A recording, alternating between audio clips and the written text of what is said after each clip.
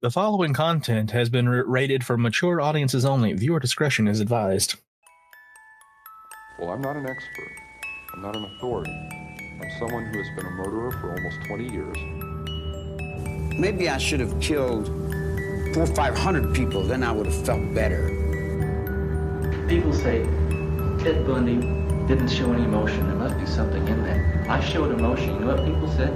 See, you really can get violent and angry. Welcome to the Squonk The Hag, a podcast about murder, mystery, the supernatural, and even a conspiracy or two. Dun, dun, dun. My name is Mo. And I'm Kraken. Welcome on in, guys, to the Squonk The Hag. I give up already, and we just started. We're off to a great start. Yeah, I mean, when I go and get ready and I'm like taking a breath to do the intro and then I just hear escalator triangles, it's really hard to rate it back in. It's a little jarring. Just a little, just a tiny little bit. But welcome on in. I am Mo. With me as always is Kreko. And today is a motel. So we're doing true crime this week. We're back at the motel. Heck yeah! But, yeah, we don't have an announcements, right? I forgot to check with you on that one. Yeah, we're fine. This is fine. We do not. We're fine. This is fine. It's fine. Announcements. All right, well then we can just dig right in. And I will say, I know a lot of times we try to, like, see how disturbing or how disturbed we can make the other person. And this one is in a different way. This one, it's not some crazy serial killer that murdered hundreds of people and, you know, ate their eyeballs or something like that. It's just so, it's a story where there's something really wrong with the situation. Like, once we get to the end, it'll all make sense. I feel like that's most stories, is there's something wrong with this situation, but it'll make sense in the end. Yeah, but it's just, I before, without going too far into it, you know, no spoilers, but there's a betrayal in this story that I still struggle to wrap my brain around. A twist. Sure. Yes. Yeah, it's a twist. It's a twist. When we're kids, we tend to do really stupid stuff. Or if you're an adult like Krako. And when we're kids, not like I'm still doing Yeah. it. But, you know, sneaking out of the house, doing dangerous things without thinking about it, worrying your parents sick. But sometimes those relatively harmless, holy shit. Okay. They're relatively heartless. Sometimes those relatively harmless escapades, yeah. So those harmless escapades of youth turned very dark. It's not that far in the past, but it's not a super recent case either, but we're going to go back to 1996. Good old 1900s. In a small town in West Virginia. Country roads, take me home. Welcome to the karaoke segment. So this was a time period when technology was booming. It's the first year that they logged more email being sent than postal mail. Personal internet and cell phones were now common. Even teenagers had cell phones and camera phones and things like that. Star City is a smaller town in northern West Virginia, not very far from the Pennsylvania border.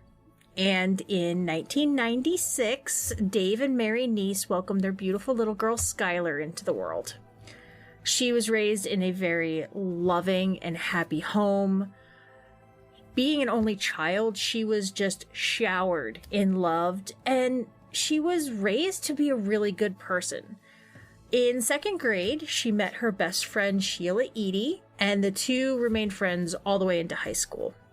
This is going to be interesting because so far the childhood is normal, so in 2010, Skylar and Sheila, the best friends, turned into a trio when they met another student named Rachel Schoaf.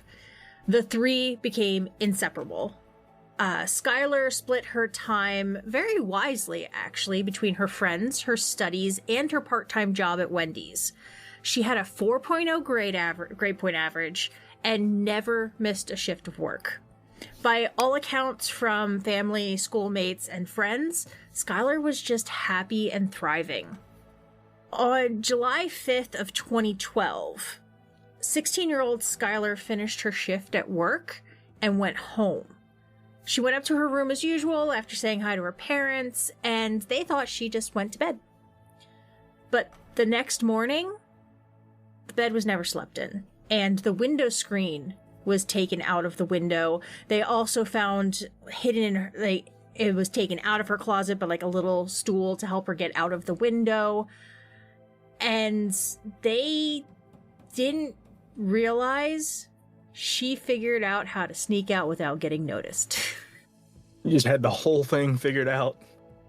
The stool and everything. Yeah, so it's something that she had been doing apparently for a while, going out and hanging out with friends when she was supposed to be home in bed. So, finding her bed completely empty and unslept in the morning, they were obviously worried. Her parents actually called the police, and because she was missing for less than 48 hours and there was no evidence of foul play, it doesn't look like there wasn't a ruckus in the room because she was abducted by some, scary person or something.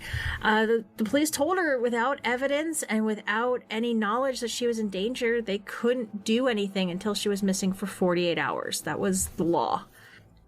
And that evening, Skylar missed work for the very first time. Now we have reason to be concerned. Yeah. So, obviously, more and more concern is rising because this is abnormal behavior. She never came home. She missed work. She loved her job. She loved the money she got from her job. And there's a little more time. Time's passing. So finally, her parents filed a missing person report because the time span had elapsed. Sheila, Skylar's best friend, called her parents, Skylar's parents, and confessed that the girls had snuck out that night that she disappeared. Skylar snuck out of the house, and then the three of them drove around town. I'm sure you've done stupid stuff like that when you were a teenager where you literally don't go anywhere because you don't actually have money to do anything. You have money for like a tank of gas and that's it. So you just drive around talking. I think the closest thing I did that was dumb was I forgot for a moment and I almost put tinfoil in the microwave. I wish I could say that I almost did that. I mean, I think from what I remember, the tinfoil was on the bowl and it was in the microwave, but I realized before I turned it on. Oh no, I had a tinfoil wrapped potato that I put in the microwave one time without knowing it, and luckily I didn't just hit the buttons and walk away. I turned around, saw sparks, and quick opened the door. Why is Thor cooking my potato? Yeah, that was interesting, to say the least.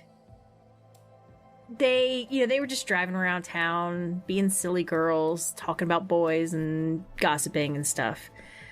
Sheila said they dropped Skylar off at the end of the road so it would be easier for her to sneak back in without waking up her parents. If all of a sudden there were headlights in the window and you heard a car engine running, you might wake up.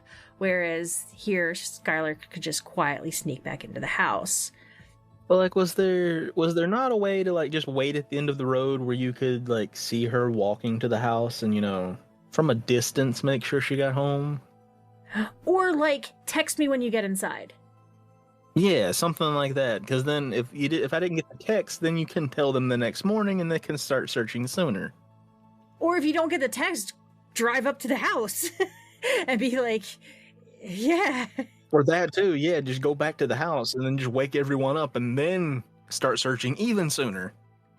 Sheila said they picked Skylar up around 11 p.m. and dropped her off at midnight.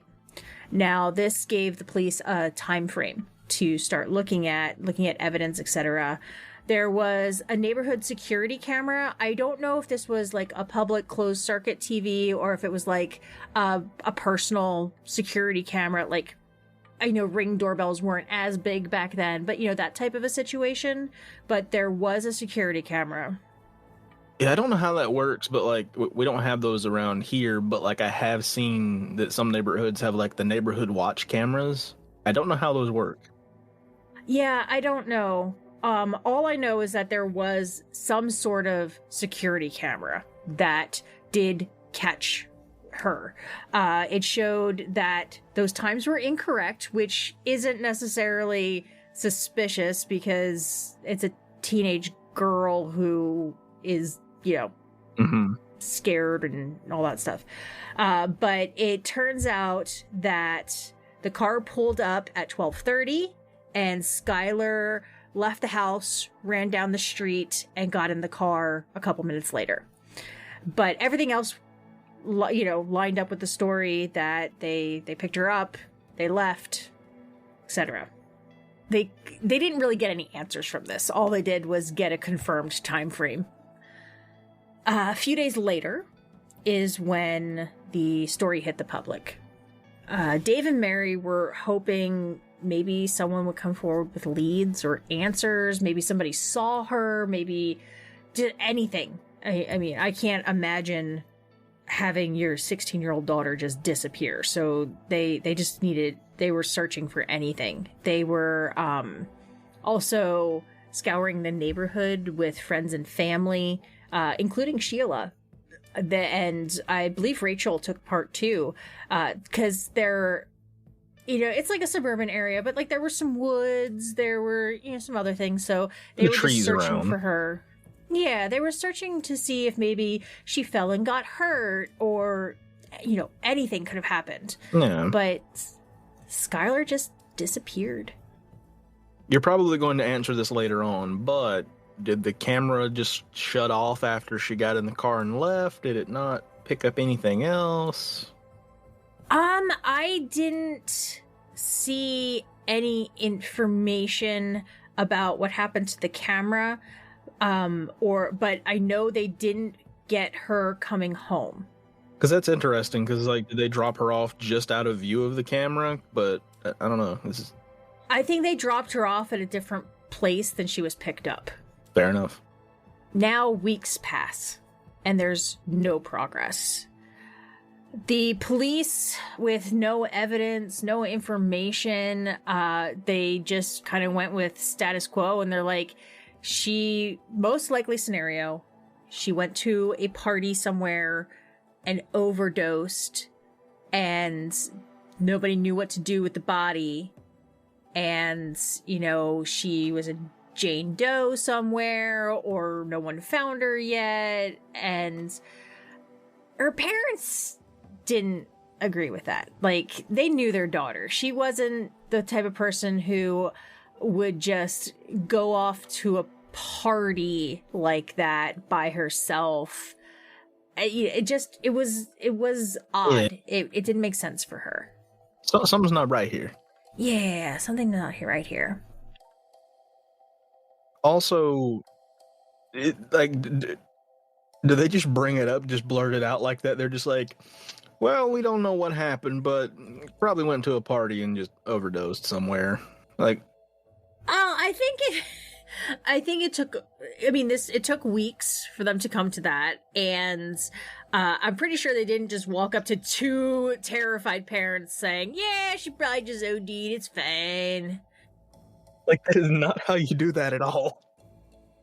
Yeah, I should never talk to the family of a missing or killed person. Yeah, don't ever send me. Yeah, no. Because I will make it awkward and awful, and I will probably cry. That's fair. You just come.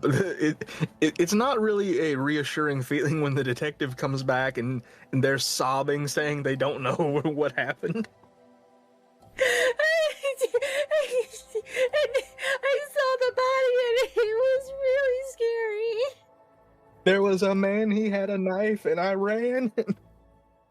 Yeah. I just wanted it to be like the movies.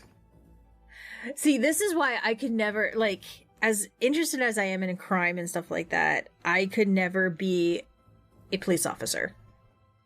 For many, No, there's too much math involved. there's a lot of math. I have asthma, poor eyesight. Like, there's a lot of things going against me, and I would freak out. I feel like going through the pepper spray qualification also would not be fun with asthma. No. I struggle being around, like, campfires or if someone is smoking within a city block. Like, I'm super sensitive to smoke. And I actually, before I was actually diagnosed with asthma, I didn't know what the issue was, but I had reoccurring nightmares where someone would pin me to the ground and force me to smoke a cigarette. And I would just be... Very specific. Yeah, and I would just be gasping for air, because I couldn't breathe because it was like inhaling chalk. And then I would wake up gasping, and here it was me having an asthma attack while I was asleep. Yeah, no, that's not fun. Yeah, so that's why I have never smoked anything in my life, because these dreams terrify me. And now It's a good thing to not do, but yeah, but now whenever you feel like you can't breathe in your sleep, you wake up and it's just a chunky cat. Han, I don't understand why, but Han loves to sleep on people's chests when they're asleep. Fair enough. I know. One time Chris, he was like, I guess in a really deep sleep, and he felt pressure on his chest, and he started like groggily waking up, and he was like, oh my god, am I having a heart attack? And then he heard snoring, and he looked down. And Han was just passed out on his chest. Perfect. Who needs weighted blankets when you just have chunky cats? It's true. Oh, yeah, it's true. And, like, I don't know why I won the lottery of being cuddled with at night. And I will have Biggs curled up behind my... Because I like to sleep on my side. He'll curl up behind my knees. Wedge, like, basically, if I was upright, it would be on my lap. But, like, curled in the front bend there, like, at, like, the bottom of my stomach and stuff. And then Mara lays on my feet. So I literally cannot move the lower half of my body because the blanket is unpinned underneath them. So it is literally, I'm like mummified from the waist down. You don't need to get up. It's fine. And then they get mad at me if I have to get up and pee. Because I'm the monster. Exactly. Why would you get up and disturb their sleep? They were perfectly fine. They only sleep 20 hours a day. It's fine. You interrupted the sleep after the pre-sleep naps. Like, you threw off the rhythm. Well, actually, we are going to be in trouble tonight because it has been raining all day. And it actually, I texted or messaged you not long before we started recording that we had a huge thunderstorm. But it has been just dreary and raining all day. And all they have done is slept all day, which means that when it comes time for bed tonight, they are going to be rambunctious and they are going to be running up and down the stairs. And like, we have wooden stairs. 3 a.m. zoomies. Before 3 a.m. though. And it will be a lot longer because usually like they zoom for 15 minutes and then they're done because they're getting older. But on nights like this, it will just go and go. And so we have like carpet in a lot of the house, but our steps are wood. So you just hear... Sounds like the horse races. Yeah, pretty much.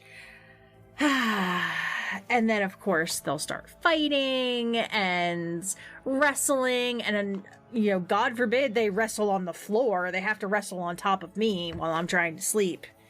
Because I don't have to work in the morning. Well, see, the floor is like an open field and it's just terrain. And it's like, it's even terrain. They need like mountains and like hills to climb on. They need like a challenge.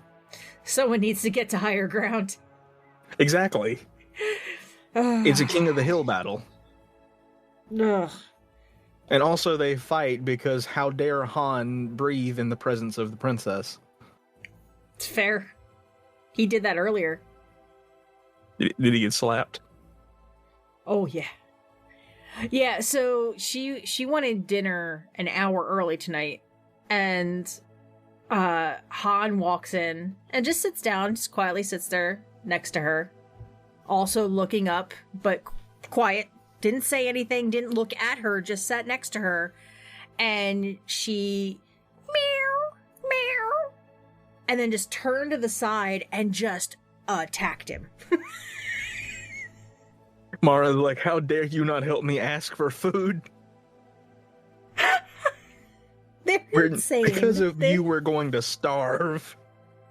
Well, they did end up getting fed half an hour early just because they were being so obnoxious. I'm an enabler. That's fair. So let's enable this story that makes no sense, but I was trying to think of a segue and I got nothing. This is fine. This is fine.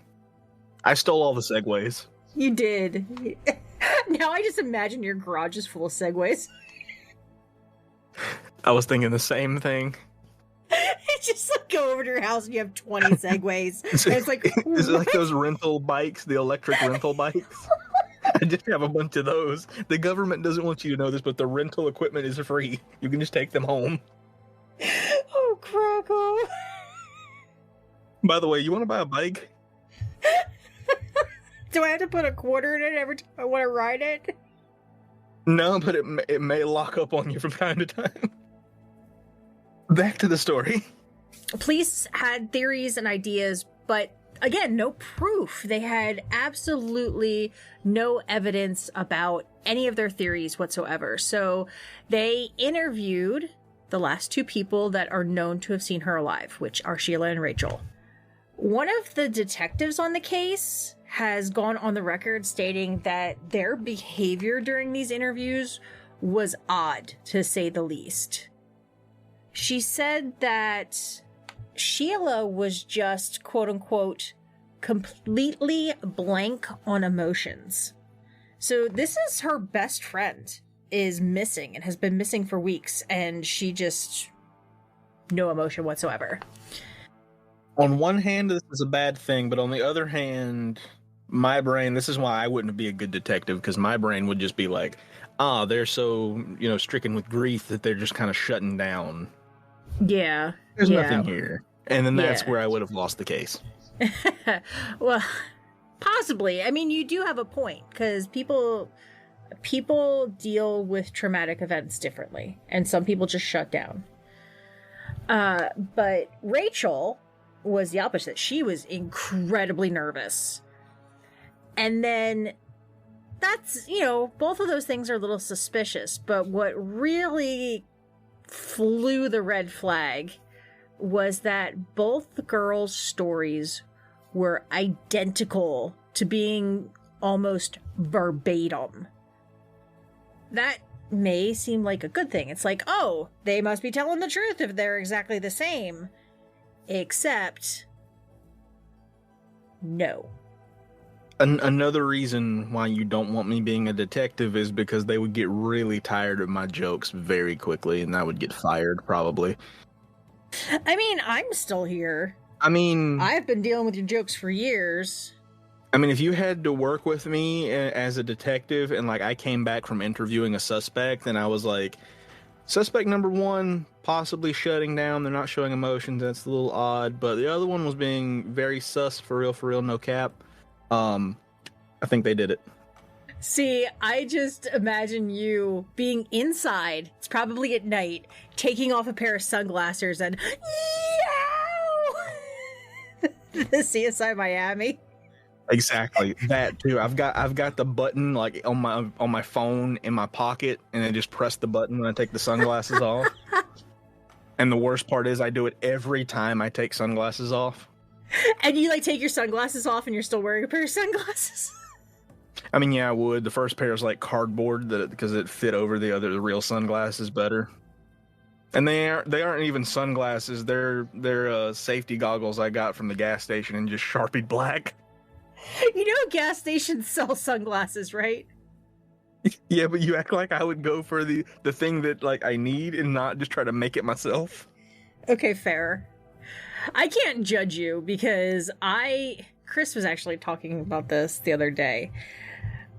So, you know this. I was like, I want to learn how to play D&D. I want to play D&D. This is going to be fun and everything. This was months ago. And me saying the phrase, I want to learn how to play D&D, has spiraled so far out of control that I am building my own terrain. I am casting my own resin dice. I am just like, yeah, I am DMing now. I have a book of, monsters and encounters and like all this stuff. And I learned to paint minifigures. I learned to cut styrofoam to make it look like rocks. Like, We went very quickly from I want to play D&D to I have dice molds and I'm making my own dice and landscape terrain out of foam and dollar store materials, and I'm making my own dungeons. Yeah, I am. Actually, so I started out with toothpicks and popsicle sticks, but there's a guy on YouTube, Boylai Hobby Time. Actually, you sent him to me. Yes. He actually linked, it's not an Amazon store. He's not selling this stuff, but it's just a list of his like favorite materials. And there are these 1/8 inch by 1/8 inch square balsa wood strips. They're like, I think, a foot long or something like. Yeah, balsa wood is popular because it's so soft. Yeah, well, and it's like the perfect size, because like the popsicle sticks were too wide and the toothpicks were, so like I use all three, but there were certain situations where I needed something like in between the two, and these are perfect. And yes, balsa wood is very easy to cut.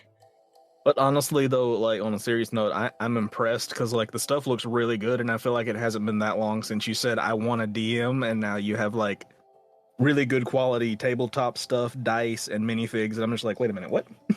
How did we get here? Aw, thanks. Well, I was actually, so I guess we've gone from true crime to Mel's story time. I just realized so in real life, a lot of people know this. My name is Melissa. I go by Mel. I also go by Mo. So Mel is Mo. Mo is Mel. Continue, Melissa. So yeah, one of the things that I have really found enjoyment. So I have been doing crafts since I was a small child. My mom, I was the only creative child of hers, and she latched onto that at an early age. She's like, you are learning all the crafts, my child. And like I learned to cross stitch when I was 4. I used the sewing machine for the first time when I was like 6 or 7. I learned to paint. I learned to sculpt. I learned pretty much everything you can buy at a craft store. I have tried. So I have this huge arsenal of techniques and experience and things like that. So I can knit, I can crochet, I can paint, I can sculpt, I can, do all these things. I'm not like fantastic at all of them, but I'm decent at a lot of them. And this has kind of come into a culmination of I can use all these things. I know how to manipulate fabric. I know how to use a hot glue gun. That's fair. I burnt myself really bad with a hot glue gun recently. But like I'm taking all these skills and I'm making these terrain pieces and things like that. And what's great about them is, I've done all these crafts, and like maybe I would make, like I made my dad an eyeglass case when I was a kid that he still uses. It's this horrible yellow thing, and in green I embroidered daddy's glasses on it, and he still uses it for his work glasses. And this thing is filthy and disgusting, and he will never get rid of it. But like, there's a couple things like that, but mostly I would just like make stuff to make stuff because I need to be doing something at all times. Like I have the attention span of a 3-year-old if I don't have a project. Hey, that sounds like me. Yeah, so now I'm doing these terrain pieces, and they're not like, yes, I get joy from creating them. I absolutely get joy from creating them, but it's not just that. Like, then I take to the table and we create these stories and experiences within them. And like, Jeremy and Dallas were like taking photographs, and Chris is all like, oh my God, this is so cute.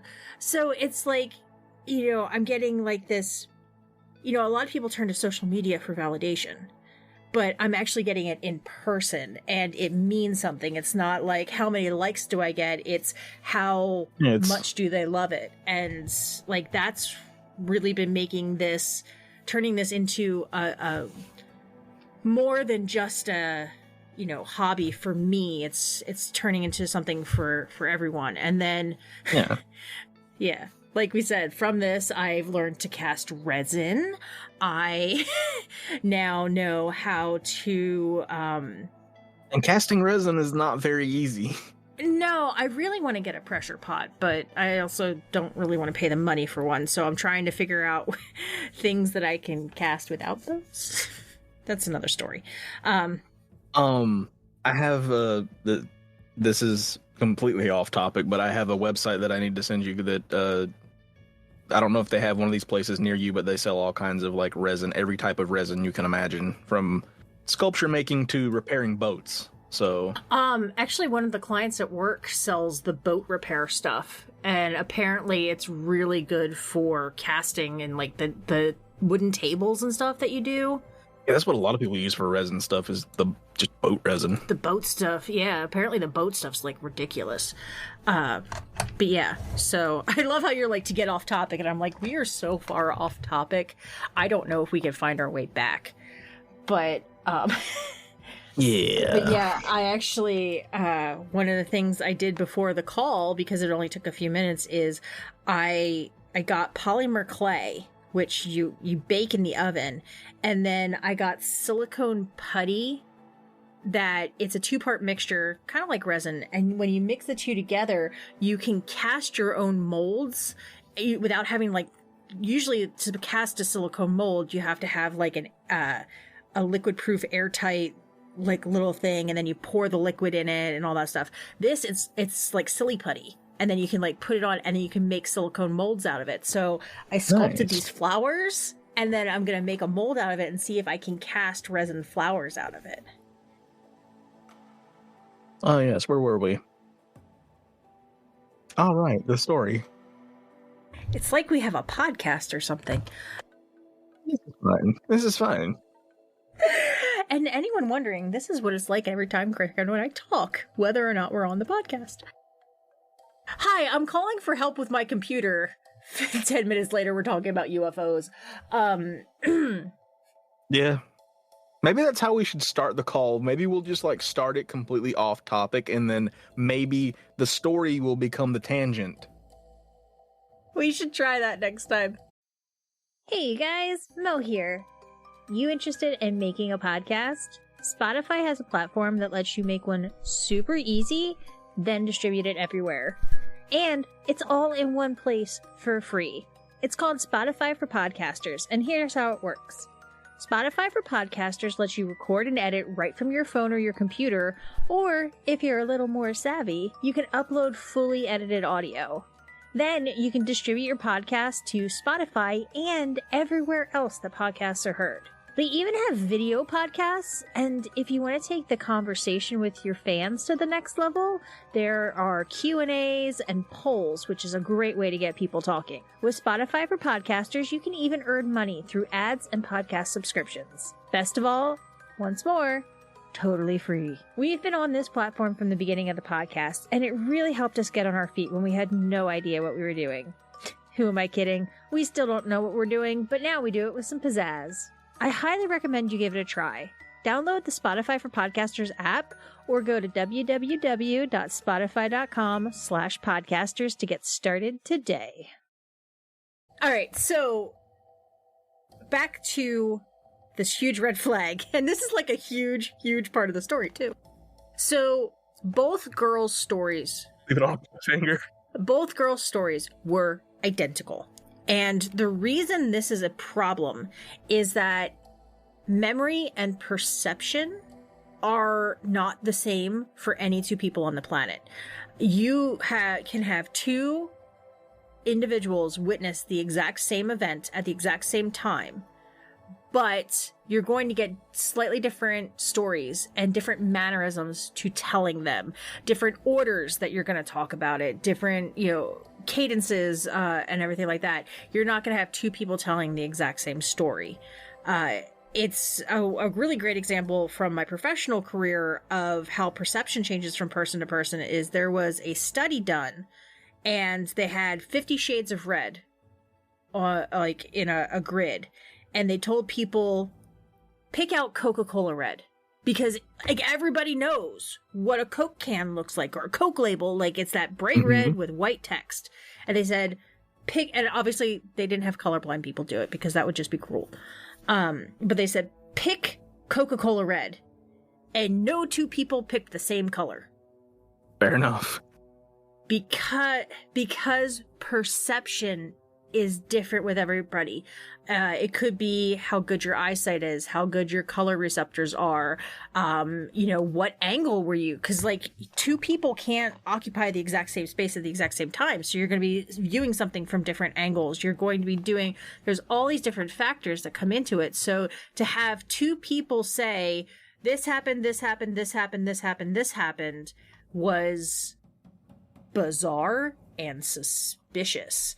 So basically, a well-known thing is that if two suspects have identical stories like this, it is a very good indication that they are lying about something. So, mentioning the Coca-Cola red, that I have a question. You being a graphic designer and all, how much would it hurt you if I said, what if all companies just went to as minimalist as possible with their logos? Like for McDonald's, their logo now is just a yellow circle and a red circle. Because if you put those two colors together, you think of McDonald's. Most people do. So, I don't think you realize the rabbit hole you just dug here, sir. Oh no. Wait, let me out. No, one of the things with logo design is that, like, one of the key rules that actually not all designers are taught, but a lot of designers are taught, is that you should not be able to superimpose your logo from one company to another and still have it make perfect sense. A really great example is Kodak Film and Nationwide Insurance. They might have, one or the other might have changed their logos nowadays, but back in the day, the Nationwide logo looked like a Polaroid picture, not Kodak, Polaroid. It looked like a Polaroid picture. So you could literally change the Nationwide word to Polaroid and it would make sense for the company. So you want something that's going to make you realize, oh, that's what this company does. So if you're a landscaping company, it doesn't make sense to have a fish in your logo. I mean, let's just start a company, instead of putting in our logo the things that we do, let's just put the things that we like. It's kitty cats and rainbows, and we're a bounty hunter agency. Honestly, that would be hilarious. In the uniforms, it's all tactical gear, but instead of black, it's bright pink. Yes, I'm on board with this. The Peppa Pig PPO6 flip and learn taser. Now I need to figure out how to make you a flip and learn taser. I mean, I have the phone. I can figure it out. Oh no, you're gonna take apart that phone I bought you. But yeah, so with logos, minimalism is fine as long as it still makes sense. So having a red dot and a yellow dot might not make sense, but you have noticed that over the years, everybody has figured out what the McDonald's golden arches are. Like, that has, because it has such brand recognition, you have the double arches. So a lot of things, they no longer put the word McDonald's, they just put the golden arches on it. Fair enough. See, I killed the conversation. Yeah, go me.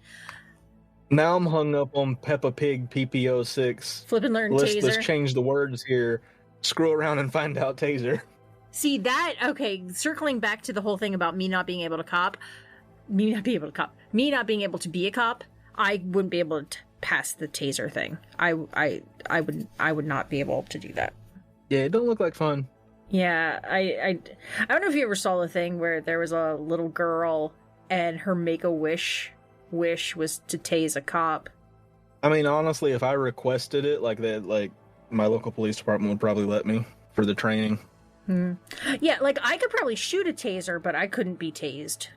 Yeah, no. Especially knowingly. Now, a lot of people would probably pay good money to see me get tased, but I'm one of them, no. yes. But yeah, I would pay good money to tase you. All right, well, I will see if I can sign up to get tased. I'll film it, and then I will be like, all right, I'm selling pay-per-view tickets. Who wants to see it? The girls were lying. They were lying about something. Nobody knew what they were lying about. And this prompted police to start digging deeper into Skylar's two best friends. They looked through more CCTV, and they went through phone records, social media, all that kind of stuff. I mean, this is in the age of texting, so there was tons of text messages, there were DMs and, Facebook messages, all that stuff. And they could tell the girls had a secret, but they couldn't figure out what it was. The investigators went to Skylar's parents, and they sat down and they're like, it seems like the girls are hiding something. I don't know if they know what happened, if they, have any information, but they have a secret. They're hiding it. We don't know what to do. And Dave and Mary were still in close contact with them, and they started pressuring the girls for information. In December of 2012, Rachel had a breakdown, and she was admitted to a psychiatric hospital. They believe it was from the pressure because, again, when she was being interviewed, she was incredibly nervous, and now she has Skylar's parents trying to find out what's going on, and she just broke down. It's just that sense of they know I did something. Yeah. So when she was released on January 3rd, 2013, she confessed to her attorney. This sentence is something I never thought I would say in a case. But Rachel and Sheila started their plans in science class. Oh, okay. What did they plan? Please tell me it was just a, fun night out. Well, their plan is that they were going to drive out to a remote location with Skylar under the premise of just smoking some weed and having a good time.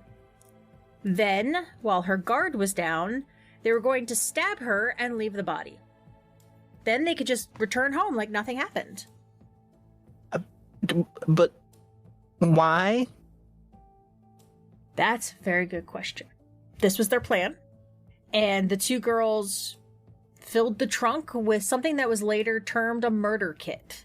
They had knives, shovels, clean clothes, towels, bleach, and they followed their plan. They murdered Skylar in a remote wooded area. I believe it was right over the Pennsylvania border. Now, this is where plans changed a little bit. They had taken shovels because they were going to bury the body, but the ground was rocky and difficult to dig, and these are teenage girls. They're not exactly the Mountain from Game of Thrones, so they couldn't get the ground dug up. They just didn't have the strength to do it. So instead they drug her into the brush and covered the body in branches and leaves. And that's when they went home like nothing happened. I don't understand how someone could do something like that. Like, that's you not only do you do that, but then you help them look for the person you murdered. Exactly. Yeah, like, I know we joke all the time. I'm like, Krakow, I could kill you. I would never. Like, you are my best friend. Yeah. Like, I know. And honestly, it just it kind of reminds me of Bailey Sarian's story this week was about a mom who she killed both of her husbands and then tried to kill her one daughter and tried to frame her daughter for all the murders. Like, I don't understand how people can do this stuff. Like, how especially to someone, like, it's so crazy because like when you have like a serial killer who is abducting and killing strangers, it's like, how could you just go and kill someone you don't know? But then when you hear of people betraying those closest to them and murdering them, it's like, how could you kill somebody you know like that? Exactly. It's one thing to kill someone, that's bad enough, but then like someone you're close with is even worse. Somehow.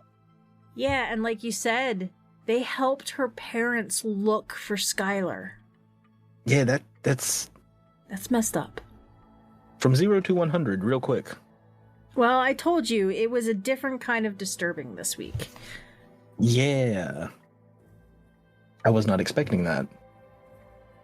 Yeah, well, after the confession, because now police knew, Sheila's Twitter history came to light with some very odd messages, like, quote, "We really did go on 3.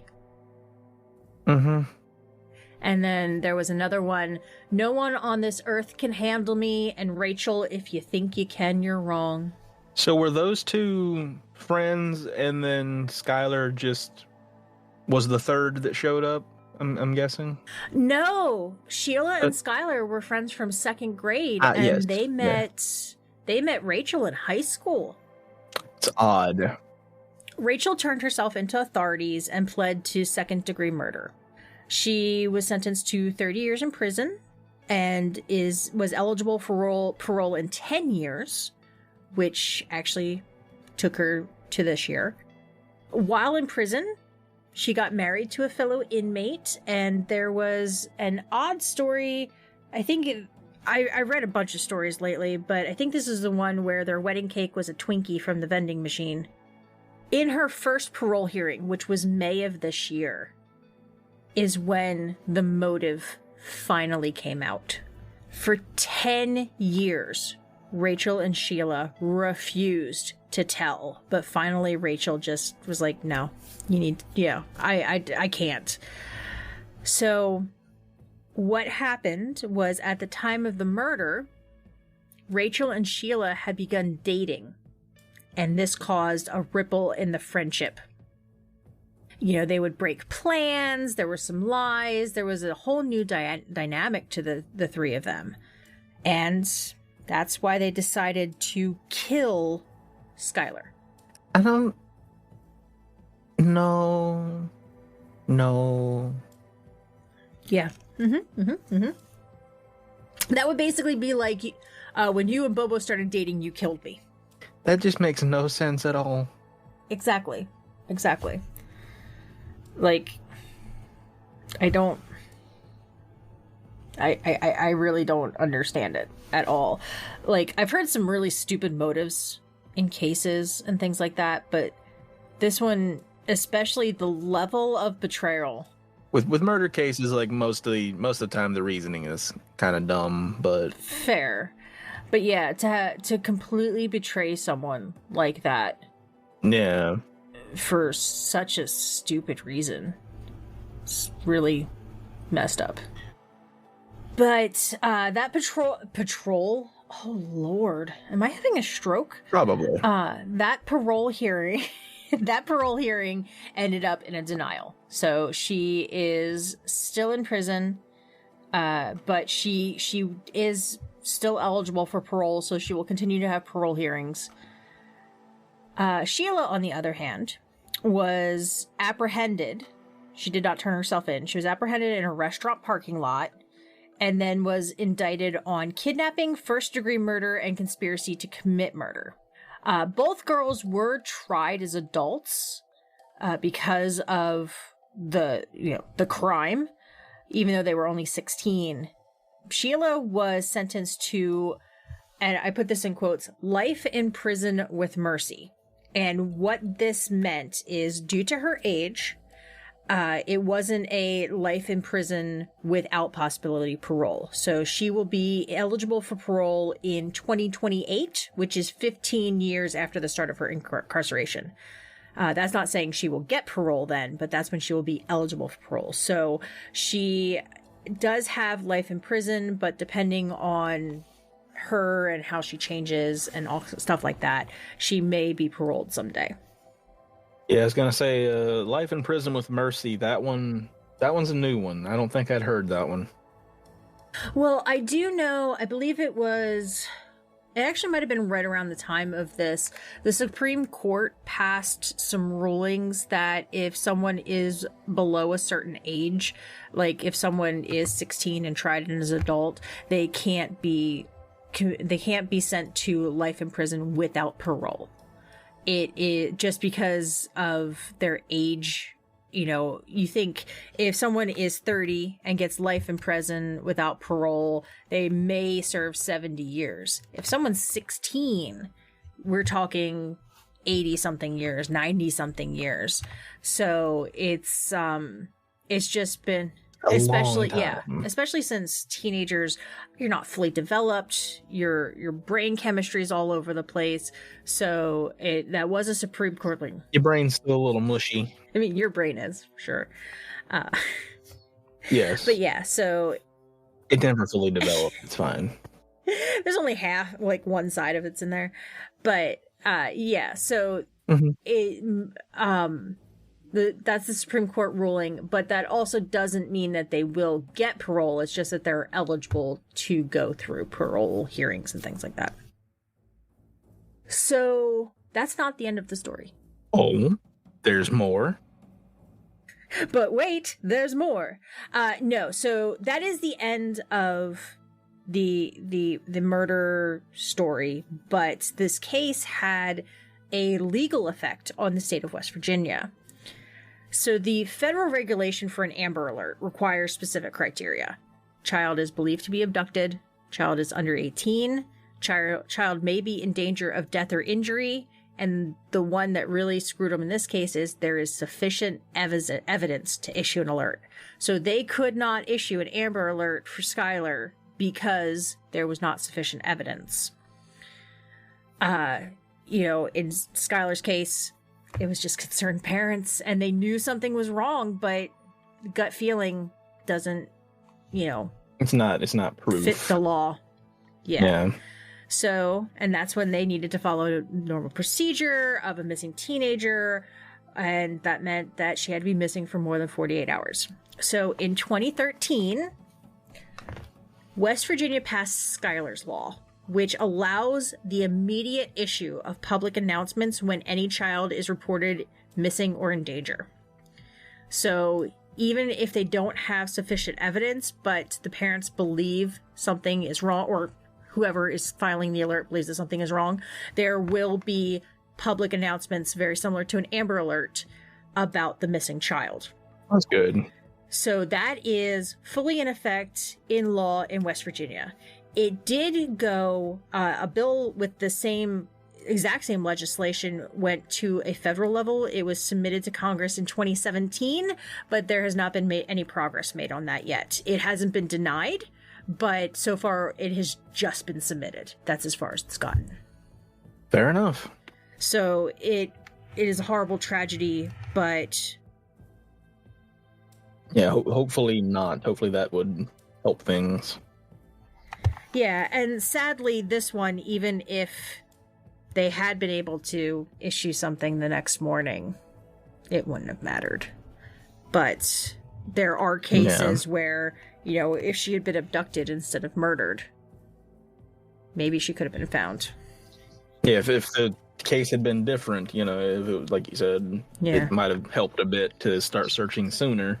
Yeah. But that is the story. That is the story of Skylar Neese. Yeah, you were right. There was a twist, and it was disturbing, but in a different way. Yeah. Yeah, it wasn't... Dang. It wasn't body horror. It wasn't outlandish or crazy. It was just how horrible people really can be. Yeah. I know that there have been, like, I was reading some things. Now, it is not an official diagnosis, but people say that Sheila's behavior, lack of remorse, all that stuff, it seems like she is possibly borderline psychopath. But she, like, they wonder, because she was completely devoid of emotion during interviews, and she's still that way when she is interviewed, or, you know, police go back and talk to her or anything like that. I think that's a psychopath. Because that has something to do with, like, they don't understand human emotions. They just mimic what they see, because their brains can't feel that emotion. Yeah. So they're like, oh, when people are sad, they make this face. Yeah. So people think she's a psychopath. I mean, I would believe it. Whereas Rachel just kind of got roped into it. Like, obviously, what Rachel did is still awful. Mm-hmm. I'm not giving her a pass or anything, but I'm not calling Rachel a psychopath. They got drug into something that they shouldn't have. Yeah, like, if she had never met Sheila, I don't know if she ever would have committed murder. Yeah. I don't think so. The way you said one of them was nervous and the other one wasn't. Like, I think that kind of says it there, but who knows? But yes, that'll be good. That's my story, and I'm sticking to it. Thanks. Hey, Krakow, guess who never murdered you? Me. Thanks. You're welcome. But thank you guys for listening. We appreciate each and every one of you. You are the light of our lives. Yes, and there's always vacancy for you all at the motel. Heck yeah. It's not a murder motel, I promise. As always, You make sure sure about to that? check out our website for all of the show notes, sources, and more information at the squonkandthehag.com. And we would also love and appreciate your support by either leaving a review on iTunes or through small monthly donations using the viewer support link in the description. And if you don't subscribe, make sure to follow us on your favorite podcast network to get notified of new episodes every Thursday. All right, Krakow, you ready? Okay, bye.